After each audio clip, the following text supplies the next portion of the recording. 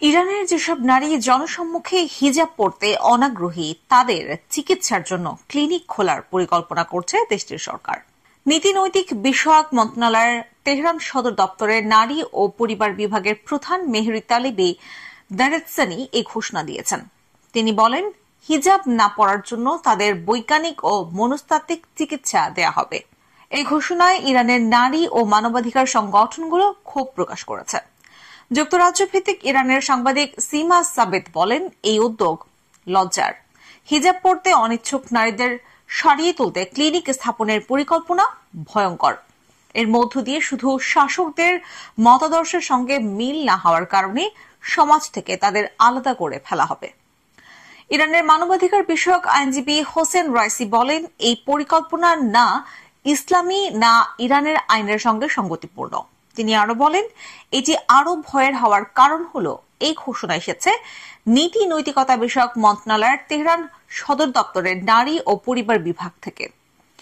এই বিভাগটি সরাসরি দেশটির সর্বোচ্চ নেতা আলী খামিনির অধীনে।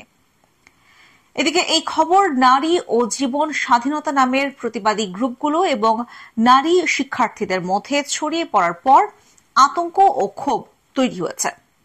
ইরানের একজন তরুণী নাম প্রকাশ না করার শর্তে বলেন, এটি ক্লিনিক হবে না, কারাগার হবে। আমরা যেখানে জীবিকা নির্বাহ ও বিদ্যুৎ সংকট নিয়ে লড়ছি, সেখানে রাষ্ট্র এক টুকরো কাপড় নিয়ে উদ্বিগ্ন। এসব বিষয় নিয়ে যদি আমাদের সড়কে নামতে হয়, তাহলে সেই সময়টি এখনই, না হলে অনেক দেরি হয়ে যাবে। দেশটির রাষ্ট্রীয় গণমাধ্যমের খবরে বলা হয়, তেহরানে বিশ্ববিদ্যালয় ক্যাম্পাসের এক নারী শিক্ষার্থী হিজাব আইন লঙ্ঘনের অভিযোগ নিরাপত্তাকারীদের হাতে হেনস্থার শিকার হন। দেশটির রাষ্ট্রীয় গণমাধ্যমের খবরে বলা হয়, তেহরানে বিশ্ববিদ্যালয় ক্যাম্পাসে এক নারী শিক্ষার্থী হিজাব আইন লঙ্ঘনের অভিযোগে নিরাপত্তা রক্ষীদের হাতে হেনস্থার শিকার হন। এর প্রতিবাদে তিনি তার পোশাক খুলে প্রতিবাদ জানান। এরপর তাকে গ্রেপ্তার করে মানসিক হাসপাতালে পাঠানো হয়। এই ঘটনার পরেই এই ক্লিনিক খোলার ঘোষণা এলো।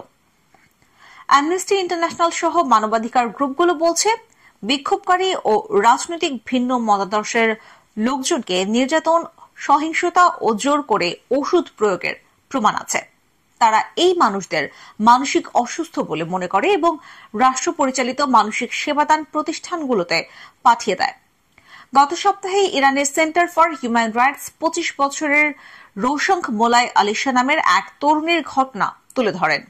রাস্তায় তার হিজাব পরা নিয়ে এক ব্যক্তির সঙ্গে কথা কাটাকাটি হওয়ায় তাকে গ্রেপ্তার করা হয়। এখন রোশঙ্ক কোথায় তা জানতে পারেনি বেসরকারি এই সংস্থাটি।